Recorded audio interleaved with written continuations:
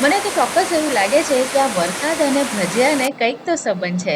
નહીંતર એવું બને કે વરસાદ પડે ને દરેકના ત્યાં ભજીયા ન બને.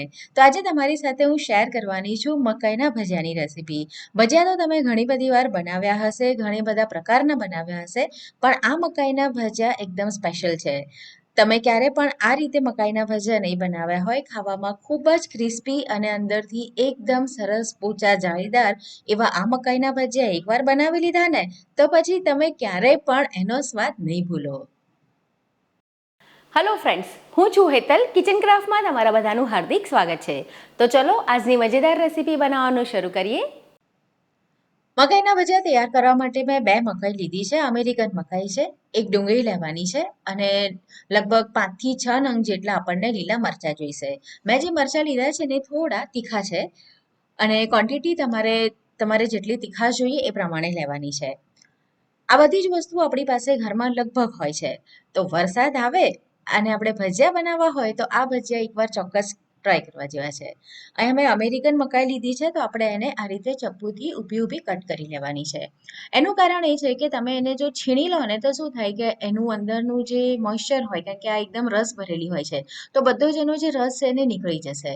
તો આપણને એવું નથી જોઈતું, આપણને એનો સ્વાદ પૂરો જોઈએ છે તો આપણે આ રીતે કટ કરવાની.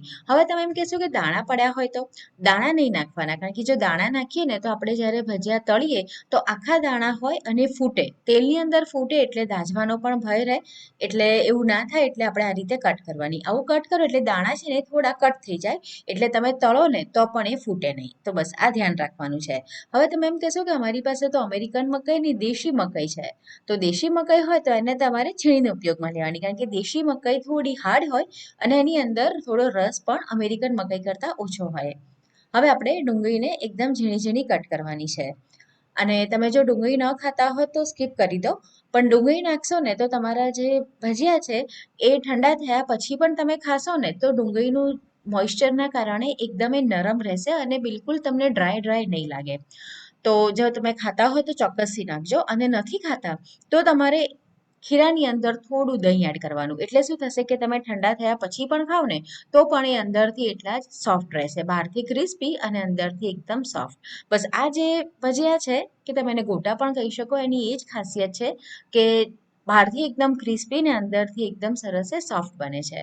ડુંગળી કટ કરી લીધા પછી આપણે મરચાંને પણ આ રીતે ઝીણા ઝીણા કટ કરી લેવાના છે. તમારે એને પેસ્ટ નથી બનાવવાની. તમે જ્યારે ખાઓ ને તો મરચાંનો તમને ક્રંચ આવવો જોઈએ અને ખૂબ સરસ એવા લાગે છે. અને થોડા મેં એને તીખા બનાવ્યા છે. તમારે ત્યાં તીખું ઓછું ખાવાતું હોય તો તમારે મરચાંની ક્વોન્ટિટી થોડી ઓછી કરી લેવાની. તો આ પ્રમાણે તમારે કટિંગ છે ને એ આ રીતનું કરવાનું છે. તમને એમ થતું હશે કે કટિંગમાં શું, પણ એનાથી પણ સ્વાદમાં ઘણો ફરક પડી જતો હોય છે. તો મરચાં અને ડુંગળી બંનેને મેં અત્યારે તૈયાર કરી લીધા છે. અત્યારે ભજીયા બનાવવા માટે મેં ચણાની દાળ લીધી છે ઉપયોગમાં. જનરલી આપણે ભજીયા બનાવવા માટે ચણાના લોટનો ઉપયોગ કરીએ છીએ, પણ તમે જો ક્યારેય ન બનાવ્યા હોય તો આ રીતે એકવાર ચોક્કસ બનાવજો. દાળ તમારી હાથેથી તમે તોડો ને તો તૂટી જાય એવી રીતની પલળવી જોઈએ. સમય ઓછો હોય અને તમે કદાચ ભૂલી ગયા હો તો તમે ગરમ પાણીમાં પલાળશો તો 1.5 થી 2 કલાકમાં પણ એ તૈયાર થઈ જશે.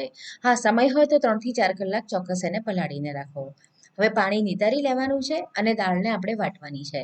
તો દાળ વાટતી વખતે આપણે ખૂબ જ ઓછા પાણીનો ઉપયોગ કરવાનો છે. તો પહેલાં તો આપણે એની અંદર પાણી બિલકુલ નહીં નાખીએ અને એમ જ એને વાટીશું.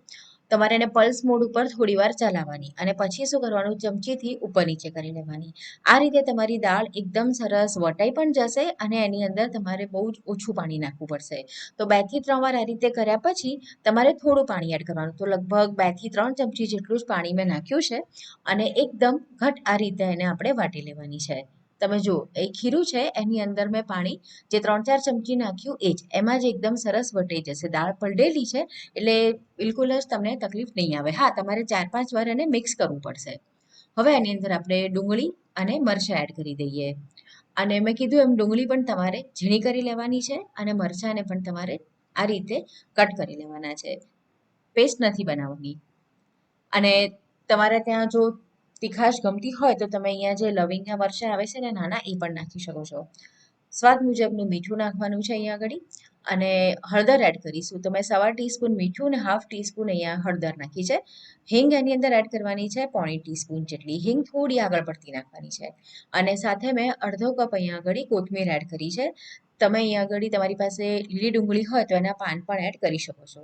મિક્સ કરવાનું. જો આપણે એની અંદર મીઠું નાખીશું, ડુંગળી નાખીશું એટલે એનું પણ પાણી છૂટશે. એટલે દાળને તમે જો ઢીલી કરી દીધી હશે ને તો પછી તમારું જે ખીરું છે એ વધારે ઢીલું થઈ જશે. હવે કદાચ એવું થાય કે ક્યારેક તમે દાળની અંદર પાણી તમારાથી થોડું જતું રહ્યું અને ખીરું તમારું વધારે ઢીલું થઈ ગયું, નરમ થઈ ગયું, તો તમારે અહીંયા આગળ થોડી સૂજી એડ કરી દેવાની અથવા તો પછી ચાનો લોટ એડ કરી દેવાનો. ચાનો કકરો લોટ હોય તો વધારે સારું, ન હોય તો આપણું જે ઘરનો ચાનો લોટ છે એ જરૂર મુજબ 2 કે 3 ચમચી જેટલો એડ કરવો. અને અથવા તો તમે સોજી એની અંદર એડ કરી શકો છો, જેનાથી તમારું જે ખીરું છે એ થોડું ઘટ થઈ જશે. અને જ્યારે તમારે ભજીયા ઉતારવાના હોય ને ત્યારે જ તમારે આ રીતે બધો મસાલો કરવાનો. નહીંતર શું થશે કે પાણી છૂટશે અને ખીરું નરમ થશે. હવે એમાં આપણે લગભગ 1/2 ટીસ્પૂન જેટલો ખાવાનો સોડા નાખીશું અને સોડા એક્ટિવેટ થાય એટલે લીંબુ નાખીશું. બરાબર મિક્સ કરવાનું છે અને પછી એની અંદરથી આપણે ભજીયા તૈયાર કરવાના છે. આ નાની નાની વાતોનું ધ્યાન રાખશો ને તો તમારા જે ભજીયા છે એકદમ સરસ બનશે. તમે જો હેલ્થ કોન્શિયસ હો અને તળેલું ન ખાવું હોય તો તમે એમાંથી ચીલા અથવા અપ્પે બનાવી શકો. ચીલા બનાવવા હોય તો થોડું પાણી એડ કરી દેવું. હાથને તમારે તેલવાળો અથવા પાણીવાળો કરી દેવાનો તો એકદમ સરસ આ રીતનો ગોળ શેપ તમે આપીને તૈયાર કરી શકશો. અને તેલ તમારે એકદમ સરસ પહેલાં ગરમ કરવાનું છે. જ્યારે તમે ભજીયા મૂકતા હો ત્યારે ગેસની ફ્લેમને તમારે સ્લો ટુ મીડિયમની વચ્ચે રાખવાની છે. અને બધા જ ભજીયા મૂકી દો પછી ગેસની ફ્લેમને તમારે મીડિયમ રાખવાની છે. અને જ્યારે તમે એને મૂકો તો તરત તમારે એને નથી ચલાવવાના. એ થોડા તળાય પછી જ તમારે એને ફરાવવાના છે. નહીંતર શું થશે કે જેવો તમે ચમચો કે ધારો કંઈ પણ અડાડશો એટલે એ તૂટશે અને તેલની અંદર ફેલાઈ જશે.